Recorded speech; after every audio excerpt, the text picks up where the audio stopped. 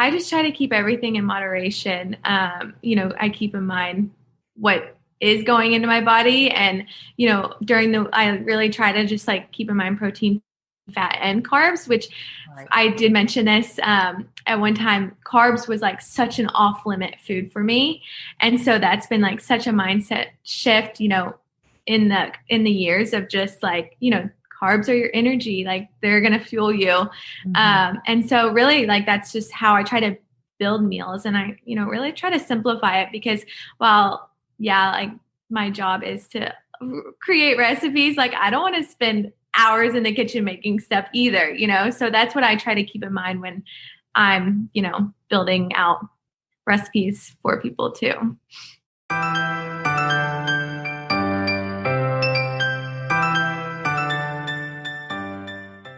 Welcome to EnVibe Live Conversations with Amy Parker and Cheryl Dunn.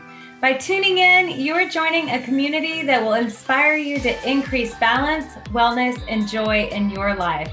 We'll offer expert information and insightful conversations to help us on our journey to live more EnVibe.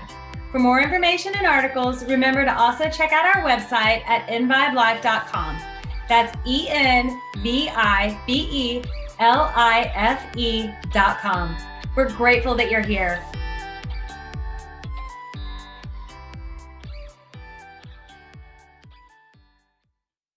Hi, and welcome to the EnVibe Live Conversations podcast with Amy Parker and Cheryl Dunn. We are joined by a special guest today, Taylor Dadds of One Balanced Life. Taylor, thank you so much for being here with us in our conversation. We're so glad to have you and can't wait to hear a little bit more about you and your background and what got you started. Thanks for having me. I'm excited to be here. Thank you. So, One Balanced Life is your website, correct? And then you also are found, that's your same handle on Instagram as well, One Balanced Life. So tell us, how long have you been doing this and how did you get into it? So I started, it's almost 4 years now since I started my Instagram page.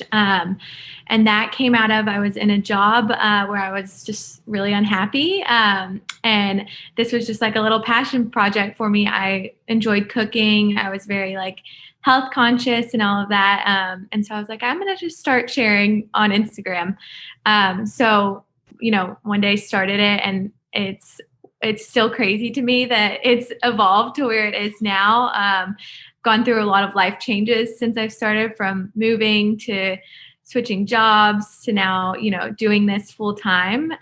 So it's definitely been a whirlwind, but I started, the blog came after that, where I share a lot more of like my recipes and just like more about me. And then my coaching came after that as well. That's awesome. That's awesome. So have you always been into nutrition, or was there something that or living this healthy lifestyle? Is there something that really sparked it? Or is this just something innate in you that you've always wanted to do? I would say I've always been into it, but I've had like my relationship with health and nutrition has definitely evolved over the years. I grew up where, at an early age, I was very aware of what I was eating, and kind of fell into that like diet culture and Which I think most women do, right? Yes. Fall into that when we're younger, because we're kind of like obsessed with what we're seeing on the magazine covers. Mm-hmm, right? For sure. And body image. So I kind of like had a lot of those issues just growing up, trying to find what worked best for me. And, it really just came to like a point where I was like, I need to find like a healthy relationship with food and exercise. And that's kind of where this has all evolved to, from going from like all the different diets to now just like having a healthy balance and a good relationship with food. I love that. Yeah. So we love so much about your blog and your Instagram feed. I mean, first of all, we've been salivating over it just all morning, preparing for this conversation. And we've been following it for a while as well. And I mean, we just want to harp on that word balance for a minute, because that's what we talk about a lot with EnVibe Life is we're all about balance, mind, body, spirit balance. But I love your approach to eating, because when I look at your recipes, they don't seem intimidating to me. It doesn't seem like you're denying yourself anything. They don't seem out of my ability to cook or to get on the table on a busy day. I mean, is that where you're coming from, or how did you come up with that idea? What does that balance mean in your business? Yeah, that makes me happy. That makes me feel like I'm doing my job because that's exactly what I want people to feel when they come to my page. I don't want it to be intimidating. I want them to feel like you can easily make it at your home. I try to keep simple ingredients. But with that, like, yes, it's healthy, but there's also that healthy-ish side to things too, because I do believe that you can have all that in your life, and still be healthy. Mm-hmm.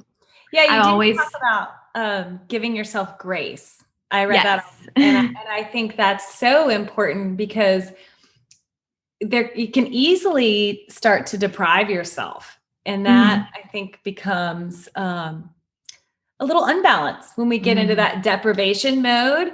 And giving grace is so important, and I feel like represent that.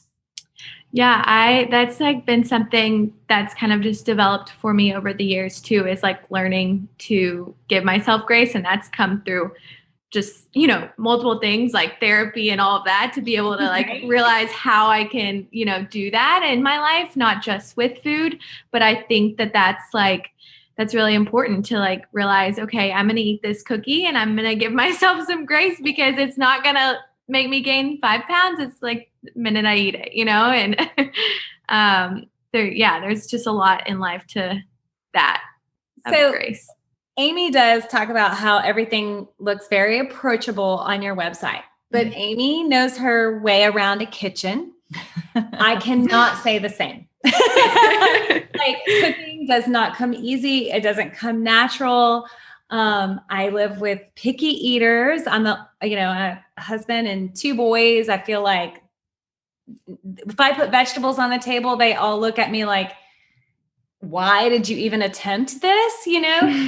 Now, so I know you do some coaching with parents, I'm assuming, or even just anyone really that's looking to try and bring health and nutrition into their life. What would you say to someone like me who is trying to feed 3 picky eaters? I'm putting my husband in that category. And I work, so I'm dealing with time constraints, food constraints. And I feel like that story is not an uncommon story. No, for sure. I always recommend with people that have kids, try to incorporate them into it, like having like a weeknight where it's like they're picking the menu for that night and like kind of getting involved in the whole process. So then they're starting to enjoy cooking at an early age, and, finding different things that they like. And then also too, like, you can do pizza night and like make your own pizzas and just do stuff like that. I mean, sometimes that will take a little bit of time, but I do always recommend like at the beginning of the week doing some type of like planning. So really like planning out what you're going to have like Monday to Thursday or Friday, and so that you have a better idea of what the week ahead is going to look like, so you're not like scrambling when the time comes. Organization really does decrease stress, doesn't it? Yes. It does. I have to fess up that I put your Instagram feed up the other night. So sometimes I'll do this at the dinner table, and this is probably not a great thing, but I'll pull up my iPad, I'll pull up your Instagram feed so that my kids can look at the pictures, because I think the color you add to the plate is very helpful. And so I had them sort of look to pick, oh, I would eat that. Oh, I would eat that. I would, because you might put something on there like a hot dog, but you've added other things that give it color, but also nutritional value, right? Yeah. And so I've tried to talk to my kids about, well, we can do that hot dog, but look what she did to it, right? To try and spark that. I love that idea. Yeah. Yeah. What were things that they picked? Yeah, they picked. No, she asked what things. Oh, what did they pick? Yeah. The hot dog was definitely of course. The hot dog, of course, was one. Amy and I were looking at the potato skins with the cheese and the bacon. I was like, oh, they would like that one. And Cheryl, every single dessert. Single dessert. I'm a chocoholic. And then the chocolate almond thing that you put up there, that seems very doable with the kids. Something they could be into, and a little activity too. Look their fingers in, because I even do that. So are there any foods or categories of foods you think are off limits? Like, absolutely avoid sugar, absolutely avoid carbs, absolutely anything. No, I just try to keep everything in moderation. I keep in mind what is going into my body, and I really try to just like keep in mind protein, fat, and carbs, which I did mention this at one time. Carbs was like such an off limit food for me, and so that's been like such a mindset shift in the years of just like carbs are your energy, like they're gonna fuel you. And so really like that's just how I try to build meals, and I really try to simplify it, because while like my job is to create recipes, like I don't want to spend hours in the kitchen making stuff either, so that's what I try to keep in mind when I'm building out recipes for people too. What about calories? No, I said, I grew up like in that calorie counting. I was always like adding things up, and I just didn't find that it worked well for me. My mindset just created a lot of stress in areas that I didn't feel like I needed that stress. And so, I do keep in mind the calories, but it's not something that I count. And I know that works well for some people to do, just to get that first like general idea of what food, like how many calories are in food. So, sometimes that does work best, but for me right now, I don't do that. So if you have somebody who is coming to you with weight loss, how would you approach that? Like they want to lose weight, Yeah. Really, I think it starts I try to look at the full lifestyle of everything from like exercise to your mind. A lot of health just goes beyond your plate. It comes from like your movement, and it comes from how much water you're getting, and what you're telling yourself. Like the crazy things that we can tell ourselves sometimes like are detrimental to our health, and then we end up snacking on the whole bag of chips. So it's like incorporating those things to then what are we eating, and how can we simplify it, and then how can you get that protein, fat, and carbs in your meals to make you feel full and like satisfied after them. Yeah, that's awesome. I really love that. I think it is so important. What are we telling ourselves? What are you telling? And balancing it all between the food, the exercise, and as well as balancing what's on the plate. I feel like I know so many people who their approach to food is one of denial. And I think that's something as women, for us, really everyone, not just women, but to think about like how you were talking about your relationship with carbs. Like at one point you were like, no carbs, right? And then you've had to reestablish that. Or if every time we approach a meal, we're just thinking about how we're having to not have what we really want. Yes. I do agree with you that then that can create a stress that can have other negative effects.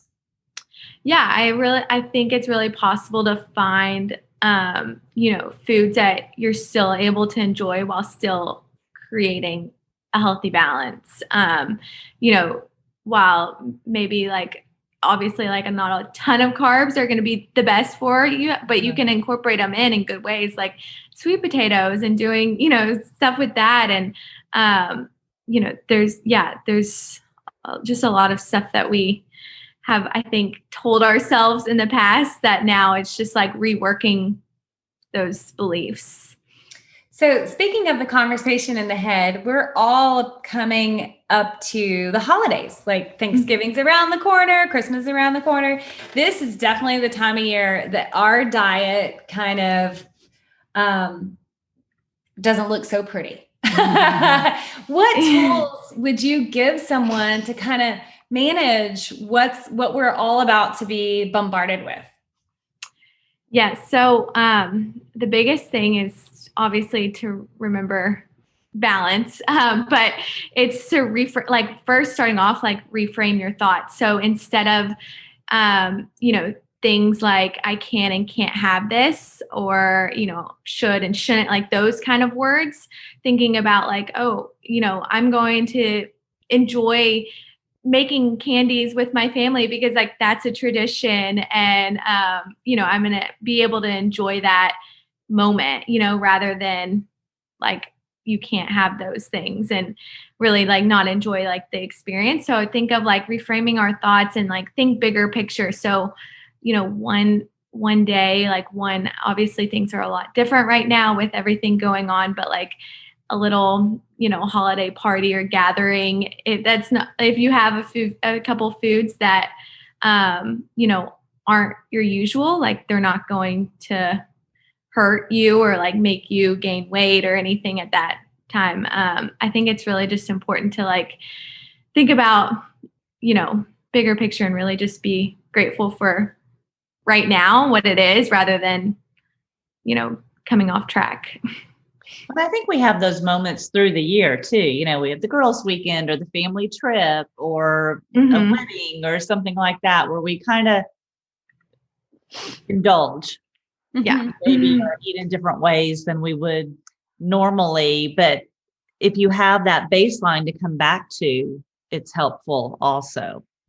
Yeah. Just continue to like take care of yourself during this time, like making sure you're still eating good nutrient dense meals and having and drinking water. I think like right now the holidays can, you can be crazy doing all these certain things. And so just like taking a step back and, remembering what it's really all about. Awesome. So if there were some like go-to ingredients that you would keep in your refrigerator or in your pantry, what would those be? Because I feel like sometimes I want to do something and then I buy the ingredients and then we go out to dinner and then next thing you know, the ingredients have gone bad. I mean, what about those sort of things that you think, okay, if you keep this, you should be good? That's hard. I always recommend like with like fruits and vegetables, with like the going bad stuff, you can freeze. I freeze so many things. Like I'm freezing breads and soups and fruit and spinach and all that, if it's like starting to go bad, just like throw it in the freezer. Yeah, that's what I heard about this. Yeah. How do you and then spinach? Do you have to put it in water or? Oh no, like I just like keep it in the bag and then I'll use that for smoothies. So like throw it in the smoothie. Okay. Oh, this is great to know. Because I make a lot of smoothies with spinach. I do too. So yeah. I was like, you freeze spinach? I'll buy the huge thing of spinach. And then if I haven't made as many smoothies as I have anticipated that week, then that big thing might go bad. My youngest son and I went grocery shopping together just a couple of nights ago and got in an argument over spinach in the grocery store because he wants to meal plan and meal prep. He's 16 years old. And he did make himself some lean turkey and spinach last night to take for his own lunch for school today. He'll love that I shared that. I know. I love that I shared that. But when we were in the grocery store, I've just cleaned out my fridge to get ready for the holidays and Thanksgiving. And so I'm going through telling him, okay, but you can't buy too much stuff because I just cleaned everything out. I don't have room for it. And he told me, he said, but Mom, when you cook spinach, it does shrink. Do you realize that? Like, you don't say. Yeah, I did. Okay, good point. So now that's the solution. We can freeze. I will say every time I cook spinach, I feel like my mind's blown. I'm like, how does it shrink so much? I know. But like back to like, I always keep around like my go-to easy like weeknight dinner is like a sheet pan meal of like chicken sausage, sweet potato, and Brussels sprouts. So I will say like that's my like one meal that I'm like, okay, if I need something quick and easy, I'll throw that together. And you can like switch it up. You can throw it on greens. You can add a little sauce to like toss it in, or yeah. So I mean, those I'll keep around. I'll do sweet potato, anything, anytime. Yeah, me too. I love sweet I potatoes. think we should both do that. We should both do that one. Do the pan one? Yeah. Yeah. Yeah. All right. We'll Yes. both try it and we'll throw it on our Throw it on. Instagram feed. Yeah. Yeah. How it turned out. We'll do it separately. Okay. Okay. That might be embarrassing for me. I don't think this is fair. Okay, so you sweet potatoes, you say that's a good thing that you keep around. You keep spinach, you freeze things that if you see them starting to go bad. I noticed that you use a lot of parchment paper. I sometimes use foil. Is there a difference between the parchment paper and the foil? And that might be a stupid question, but I'm not savvy around the kitchen. I actually prefer those. I don't know if you've seen those silicone. Yeah, silicone I saw that. Like, I like those for cooking more than anything. And those you just like can get off like Amazon. And I have not had any issues for like anything sticking or like not having to use as much like oils. I feel like with like cooking in the oven when I use those. So I like that the best. I will use parchment more for the aesthetic look when it's on Instagram, which is probably why you're seeing. And That's good to know. Those silicone sheets I throw in the dishwasher too. Same. The life a little bit, You but can it's put them totally in a worth dishwasher? it. Totally. That's good to know. I've only used those to bake cookies. I've never used it for the whole vegetable thing, Okay, so people can go to your website and your Instagram feed and get a lot of information online. But I know that you've worked in the past and sometimes take on clients now as a health coach too. When would someone benefit from that? When can someone kind of DIY learning these topics, and when do they really benefit from seeing a health coach or a dietitian or a nutritionist? So I always say like, I help women that are looking to create a balance in their life, really through the simplified nutrition and like lasting routines, because I find a lot in both of those, just simplifying your nutrition and then creating like routines in your life that will last and benefit you. So really like, I think a lot of people can benefit if you are like struggling with the diet mindset and, kind of go back and forth with trying new diets and finding, and just want to find something that works for you. What I try to focus on is just an approach that you can maintain, and not only just with nutrition, but with your lifestyle. So like, I love that you guys do mind, body, and spirit, because that's exactly how I focus too. It's just like focusing on the mind and body and just what are we telling ourselves, and like really getting into that with my whole nutrition practice. It sounds like it's life coaching as well as food coaching. Do you think that's true though? It really is a reflection of what's going on in your life. Yeah, for sure. And I think, with our everything right now, we can all use a little bit of that too. And I think balance in the big picture is more than just food. So that's what I like to go into as well. That's so true. I also see that you have on your website different products like an air fryer and that kind of stuff. Is there any one of those that you say, okay, that product I could not get rid of? I use it all the time. Without. Yeah. Yeah. What product would you say that is? Because I've gone out when everyone said, oh, get the Instapot. I got out and got the Instapot, and I cannot tell you, every time I made chicken in that Instapot, terrible. It was dry. My family was like, please stop. Please Never had one. Yeah, I will say I got rid of my Instant Pot because I was just like, no, this I don't like it. So you're not the only one.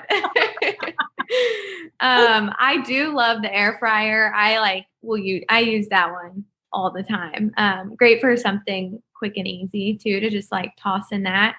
I I really like just like my nonstick pans. I think those are great to have in a kitchen. And then another thing that I really like are stasher bags. They're like kind of like, I don't know even how to explain it, but they're great for storage for like fridge and freezer and just take on the go with you. So yeah, those are just like a few things, but We'll look at those. yeah. Yeah. So we really like to talk about balance at EnVibe Life as well. And we know you do with One Balanced Life, but I'm going to throw a curveball. We like to ask all of our podcast guests, what's something you do to bring balance to your daily life or even fun or joy? But here's the curve. You can't talk about food. What besides food, what do you do to bring balance to your life? So I'm a big believer in morning routines. It's like mornings are like my sacred time. So, it's everything from like waking up early, getting in movement. Like I love to sweat in the morning. I feel like it gets my mind right, makes me feel good. My cup of coffee, like all of those paired in one, like lighting a candle, getting it all set up for the day is just like my time. I feel like that helps me just like create a balance for the rest of the day, and really just like gets a good start to the day too. I love that. You're a girl after my own heart. Yeah, I know. I feel like, For that's sure. What you do is kind of what drew us to start EnVibe. That whole finding balance and, finding the rituals of the day that really help get you in that good mindset, And I have to ask you, because you just posted this awesome picture of a lot of a lot of greens, right? Yes. So growing greens there. I have a garden, right? Yes, inside. I'm highly impressed. So doing it that way, does it mean that you're going to have fresh greens all year round, even when we get like our little ice storm for one day here in Austin? Like you'll still have fresh greens? Yes, I have all sorts of things in here. I mean, I'm going to have jalapenos growing at one point too. So this is, it's cool. Can't wait to see those pictures. I'm sure I light up my whole apartment over here with this because it's just right here in the big window. So I'm sure everyone around here is just like, what is this girl doing? That shows you can do it anywhere. Right. Yeah. That might be something too that the kids would really enjoy, and then they're probably more likely to eat it if they actually grew it. Yes. Seeing it like happen right there too. It is cool. It's been really cool for me to just see like daily. I'm like, oh, what's grown? Yeah. So what all do you have growing in that pot? I have like kale, basil, arugula, tomatoes. Nice. Nice. How long have you been growing it to get to the picture that you posted today where it looks very lush? It's been, I think, like 2 months since 2 months. Okay. Since I set it up. And COVID project. It's a COVID project. Yeah. Yes. I love it. It's really, really awesome and beautiful, It adds some color to my apartment for sure. So I have to ask, you cook all these, it looks like these amazing, beautiful meals. Who all is eating that? Who are you? Do you take it to all your friends and like, okay, I made this and I can't eat it all today? Yeah, so I actually texted one of my friends earlier. I was like, I'm going to be cooking a lot tomorrow, so come over on Sunday and grab some stuff. Because I was laughing about this earlier because I've cooked this one dish, maybe like this will be my third time cooking it because I made it one time, didn't like measure anything out, then made it another time, didn't like the photos. So I'm making it again to like retake photos. And I'm like, I literally cannot eat this again. Right? So that's just like, I don't think a lot of people think about like how many times I never usually make something and post it within that same time. Like I'm making it again, testing the recipe, making sure, everything So will you goes make well. that like 3 times within 1 week?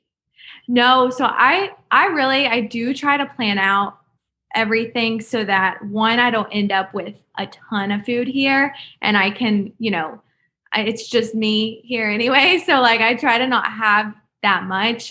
When I do, I have my brother that lives here and then friends. Yeah. Awesome. Yeah, and then I do get stuff sent to me like snacks and stuff to try. So I really do try to like donate that or give it off to friends when I can because it's just a lot of to have. Awesome. Well, I think this information is very helpful for people to realize that there's a big picture to everything that you're doing and putting out there and what you're helping people with, and that you're not just helping them with food, that you're really helping them make lifestyle choices. I agree. And it's attainable. It's attainable. Anyone can do it. Right. Anyone can do it. Anyone Cheryl. can do it. We'll see when we do our little meal, our one sheet pan thing. Yeah. Yes, you'll have to tag me so I can see it. We'll tag you. You'll definitely know whose is whose. Now there's extra pressure. We have to make you proud. I love it. Well, thank you for coming on today. I think this information is very helpful for people. Yeah, and we will link in our show notes where everyone can find you, your website at onebalancedlife.com and your Instagram feed and any other links you'd like us to put in as well. In fact, will be there. But I hope everyone checks it out. I think they'll be glad they did. Yeah, thanks for having me. I wish we could like do this in person and chat, but maybe we do next time. Maybe it'll be a little more COVID friendly, and we do a cooking show together. Right. Ooh, that would be fun. Fun would that be? You might need the little medic crew that comes over with the Band-Aids for me. That has happened here too, though. So it's like, wait, blood. Well, thank you so much. This has been awesome. Yeah, thank you.